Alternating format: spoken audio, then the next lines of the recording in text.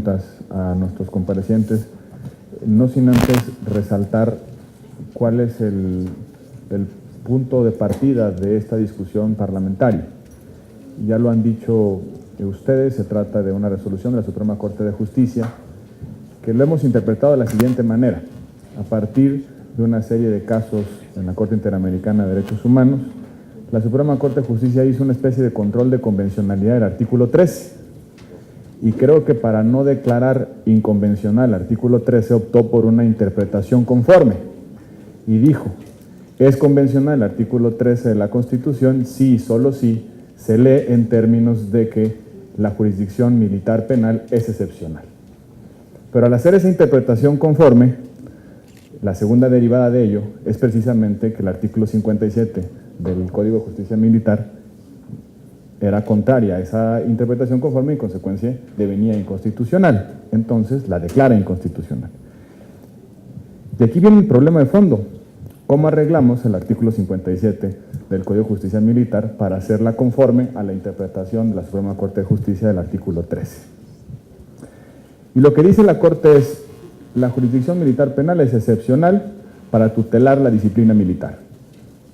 Cuando el sujeto pasivo sea un civil, esa jurisdicción no es aplicable.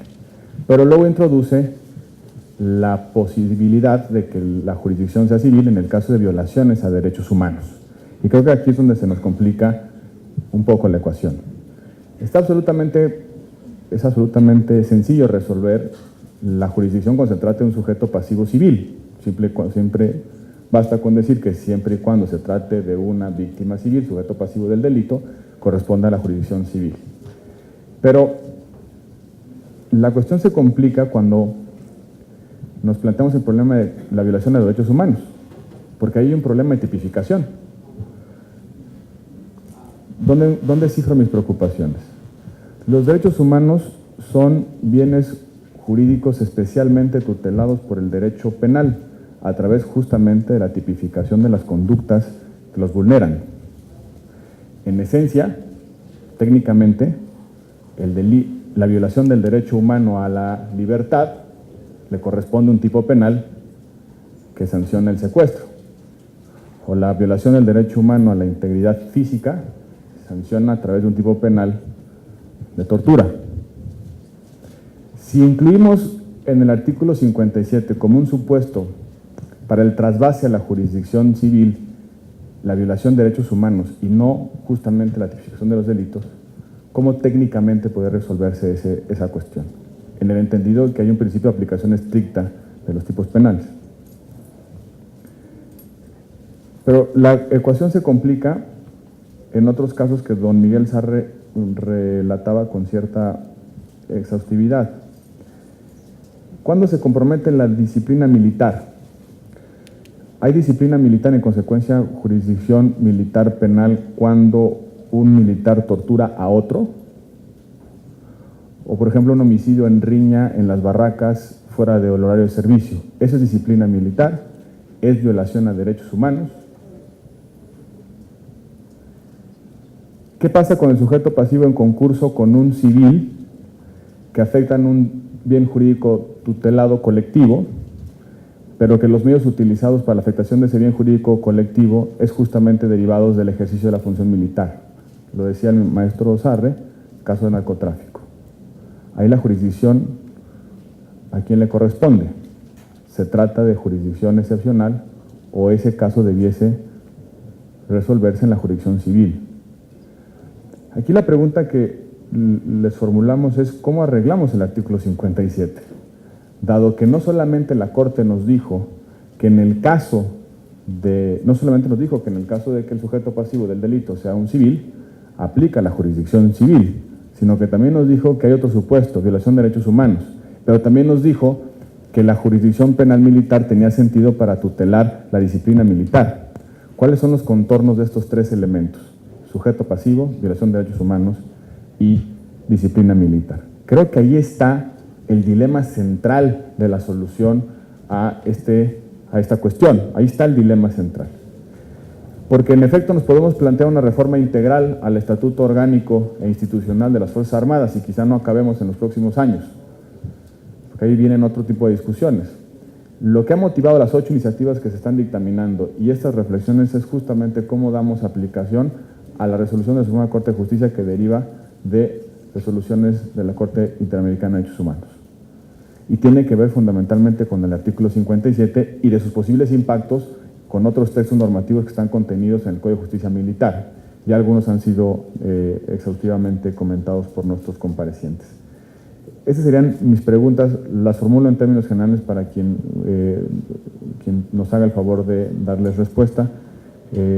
Así que está abierta la mesa.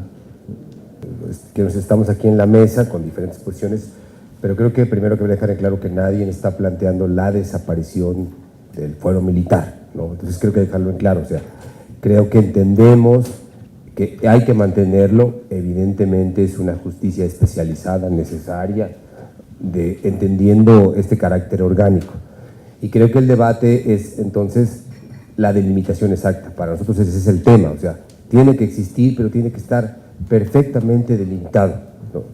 Y bajo una lógica que, como hemos señalado, y yo y creo que también algunos de los otros ponentes, en términos de una delimitación lo más clara posible. Entonces, ahora, creo que también aquí parte de este asunto, y entiendo, es qué es lo que constituye finalmente el núcleo de la disciplina militar, porque ese es el propósito de esta justicia. Me parece que un primer elemento pues estará en esta revisión, que incluso ha estado considerada, sobre el tema de los delitos que están considerados, ¿no?, como específicamente que afectan y que tendrían que ver con el tema militar, diferenciado de lo que ya se planteaba.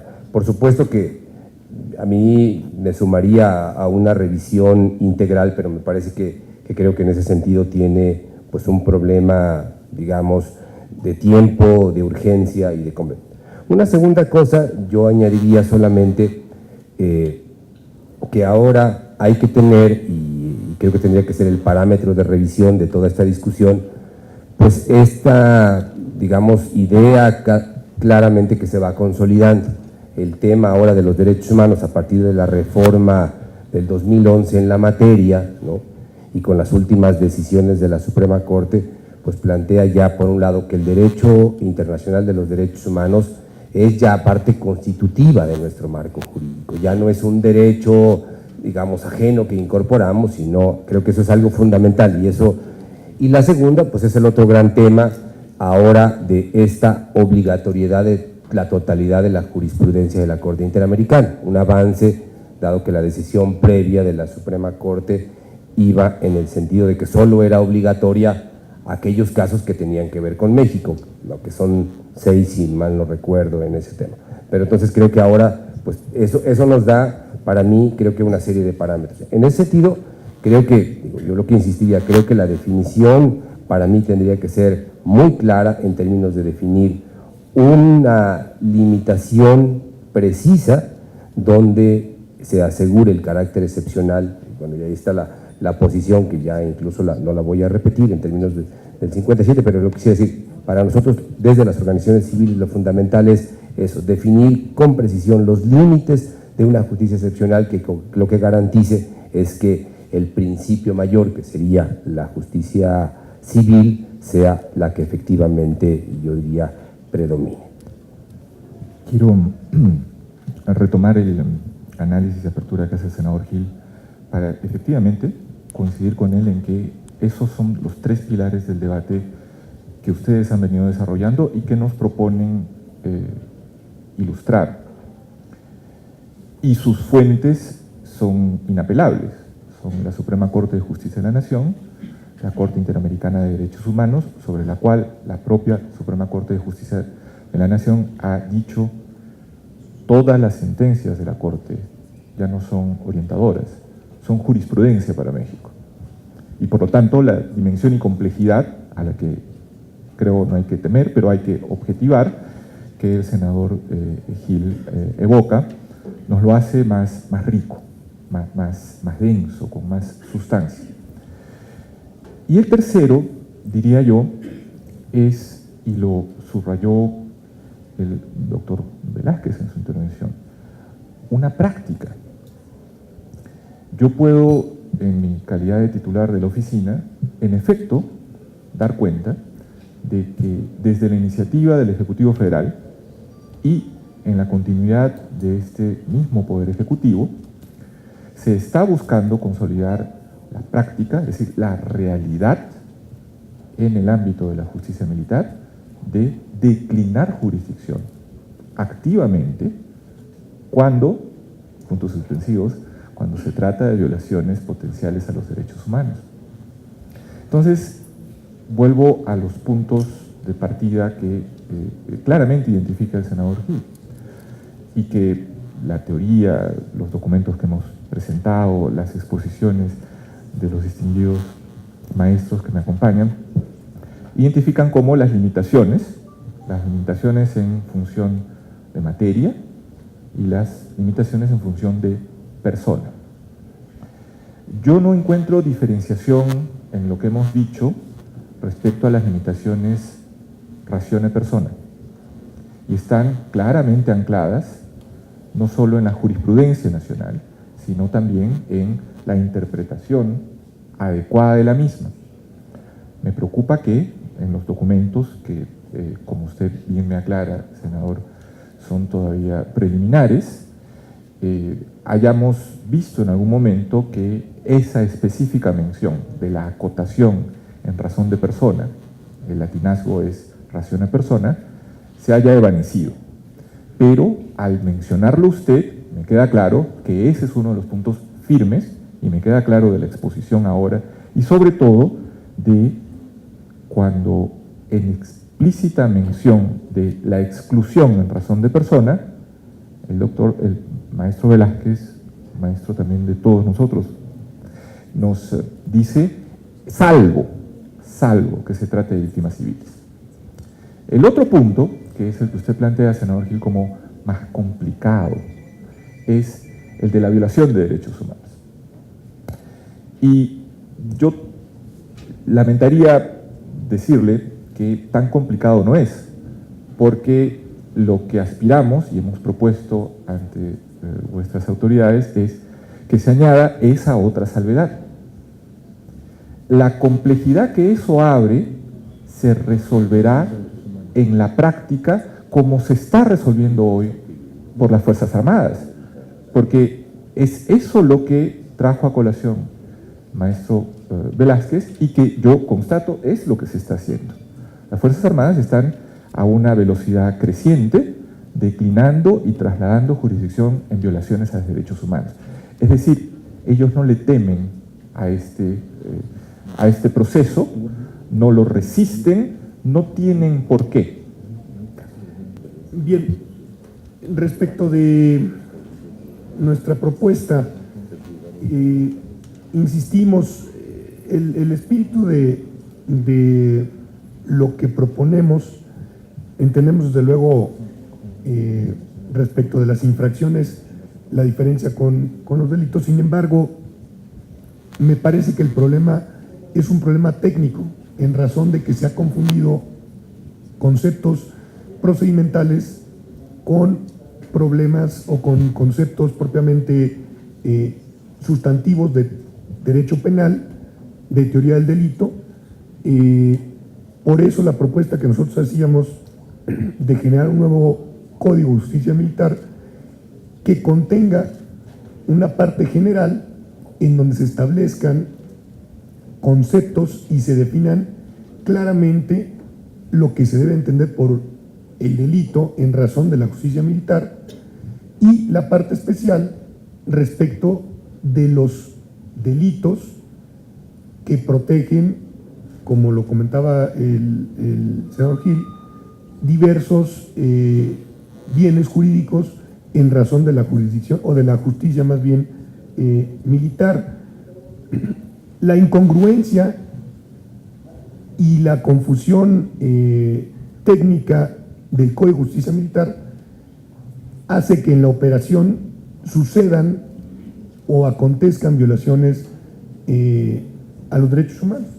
Por ejemplo, confunde antijuricidad material con antijuricidad formal, ya en cuestiones técnicas propias del delito, ¿no? ¿Qué entendemos por el delito? Conducta típica antijurídica culpable. Respecto de la conducta, acción u omisión, la parte del tipo, tipo objetivo, tipo subjetivo, en donde se incluye el dolo.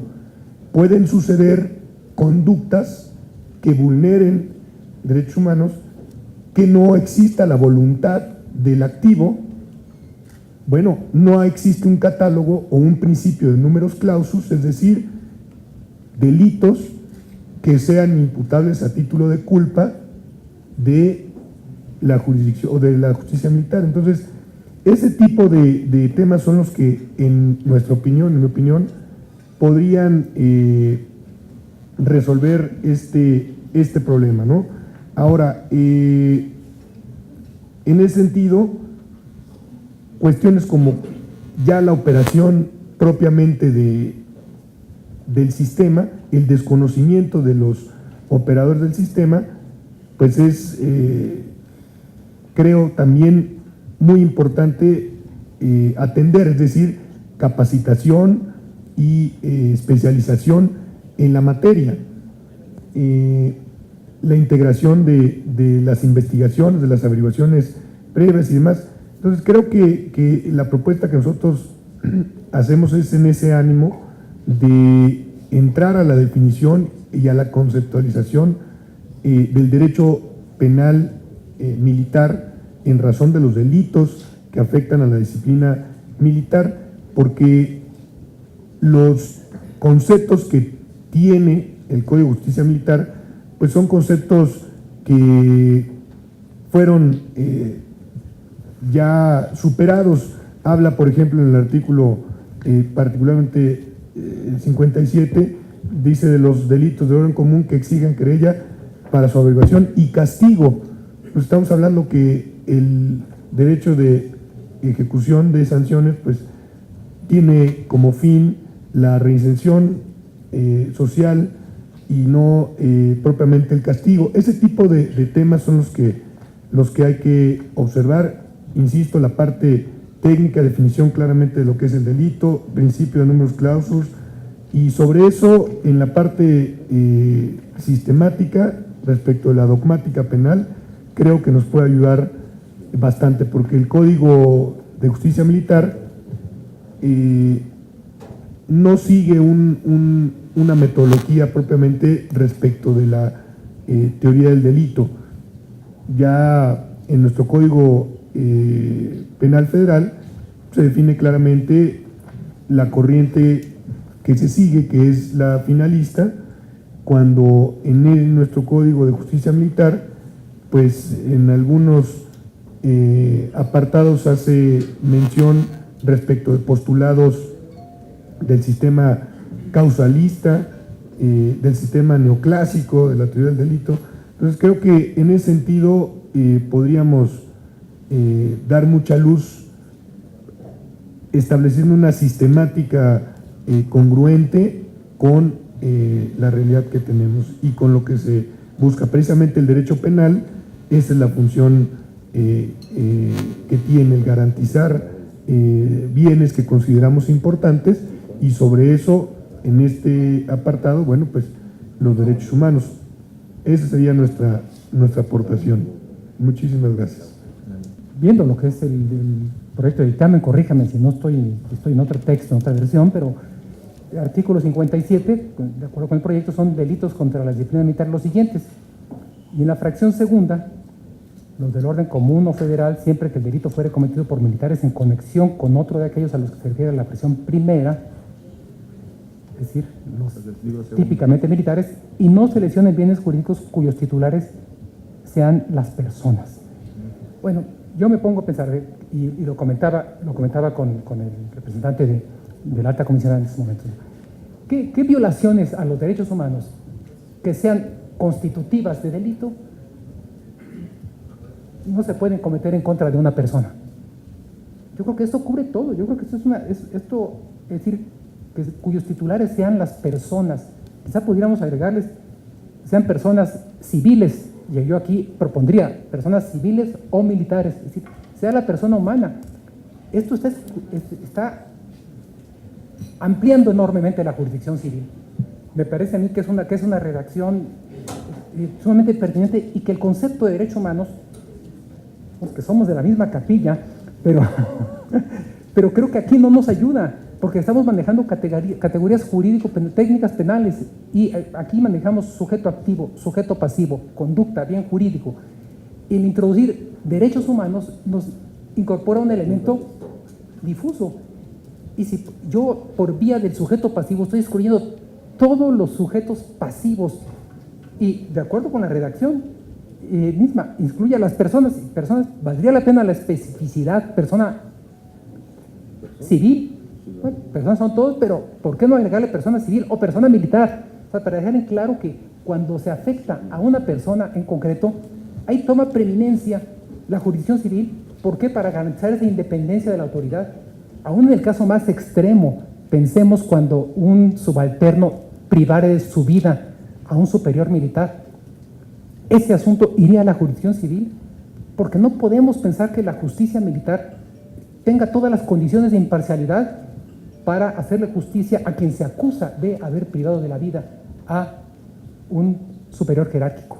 Será mejor una justicia distante que no conoce a uno ni a otro y que resolverá el caso. Entonces, por eso creo que esto abarca todos los supuestos y que la fórmula es, pues, tan simple, tan sencilla, pero cubre todo. No le encuentro, no veo, déme un caso donde una persona no quedaría cubierta aquí. Y déjenme citar el epígrafe que no leí de mi trabajo, y vamos a ver en este caso qué pasaría, ¿no? Dice así, y lo tomo de un mail que recibí un alumno recientemente de un curso de defensores públicos federales. Manda una comunicación en Facebook y dice: indignado y ofendido, hoy 30 de agosto de 2013, repentinamente ingresaron elementos de la Marina a sacar a detenidos de los separos PGR, amenazando a policías y a cuantos se les cruzaron en el camino. Es el colmo. No sé qué pasó después, pero si aquí, después de esos hechos muy, muy recientes, por cierto, yo pensé que la PGR ya se había puesto en su lugar y que había asumido completamente el control de estas situaciones, pero parece que no. ¿Y qué pasaría si se los llevaron los marinos y los torturaron? ¿Y qué pasaría? Pensemos que hay intereses defendidos, además hubiere algunos civiles y militares. Pues este caso, de acuerdo con las reglas del proyecto, de acuerdo con el proyecto, sería juzgado por la justicia civil. ¿Fue una violación a los derechos humanos? Por supuesto, hay una violación a los derechos humanos, pero caería en la jurisdicción civil clarísimamente. Ojalá que así sea. Por eso, pues yo estoy contento con este aspecto, con este tema que nos ocupa hoy del dictamen. Creo que zanja todos los problemas. No veo, yo quisiera, vamos, a lo mejor aquí, si el diálogo puede extenderse no solo de aquí para allá, sino colateralmente, pues yo creo que valdría la pena un ejercicio, porque estamos... Con la venia del presidente, solo el único comentario que hacía yo en retribución de la atención y amistad de Miguel es que por alguna razón la Declaración Universal de Derechos Humanos no se llama Declaración Universal de los Bienes Jurídicos cuyos titulares son las personas. Es porque estamos labrando un concepto y una visión. Por alguna razón, la 61ª legislatura no introdujo en el artículo 1 constitucional, y entonces todos los instrumentos internacionales y convenciones que hablen de bienes jurídicos cuyos titulares sean las personas. Es decir, yo entiendo el esfuerzo en la técnica jurídica y lo reconozco, y reconozco en Miguel también una voz importante, no solo en el ámbito mexicano, sino en su calidad de miembro experto del Comité contra la Tortura. Pero sabemos también, en ese mismo ámbito, que en otros contextos y en otros países, cuando nos escatiman el término tortura y nos lo reemplazan por lesiones personales, insistimos en que hay una nomenclatura en la que, de manera creciente, estamos tratando de hacer una protección eficaz de derechos humanos. Pero lo digo con cargo a que creo que hay los elementos, insisto y subrayo, de manera muy convergente sobre la limitación en razón de persona, y en eso también el doctor Velázquez ha sido explícito.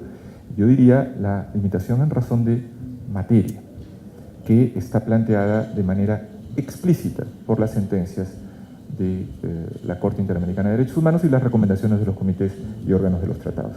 De justicia que creo pone o sitúa el marco de referencia tanto de mi intervención como incluso la intervención del senador Alejandro Encinas. Dice la Corte en su resolución: hay jurisdicción civil cuando un civil esté implicado como sujeto pasivo del delito y un militar como sujeto activo. Creo que ese es el caso más plástico, donde prácticamente no existe debate. Pero luego dice la Corte: hay jurisdicción civil cuando se cometan violaciones a derechos humanos que a su vez constituyan ilícitos conforme a la ley penal vigente, independientemente de los sujetos implicados en el delito. Esto es, tanto el sujeto activo como el sujeto pasivo del delito sean o no militares. Tercer supuesto: operará la justicia castrense cuando un delito sea cometido por un militar y éste atente contra la disciplina militar, la tercera dimensión que justamente justifica la existencia de la excepción. Y por último concluye la Corte: si un militar comete un delito cuyo bien jurídico afectado sea el Estado, lo que yo denominé bienes jurídicos colectivos, será considerado un delito contra la disciplina militar, por tanto, juzgado en tribunales militares. Son los 4 supuestos que la Corte detalla y los enumera en incisos. Precisamente por eso mi preocupación sobre la locución de violaciones a derechos humanos y las implicaciones técnicas que puede tener. Con el propósito de provocar el debate lateral, le doy el uso de la voz al doctor Juan Velázquez. De la queja ante la Comisión Interamericana de Derechos Humanos y de la resolución de la Corte Interamericana de Derechos Humanos, sobre todo por el caso de Rosendo Radilla Pacheco. Se dijo que en los años 70 el señor había desaparecido y por militares, y para que entonces, desde entonces, la familia, con toda la razón, acudiera a las autoridades civiles reclamando que su familiar desaparecido apareciera. Y para que durante 30 años las autoridades civiles incompetentes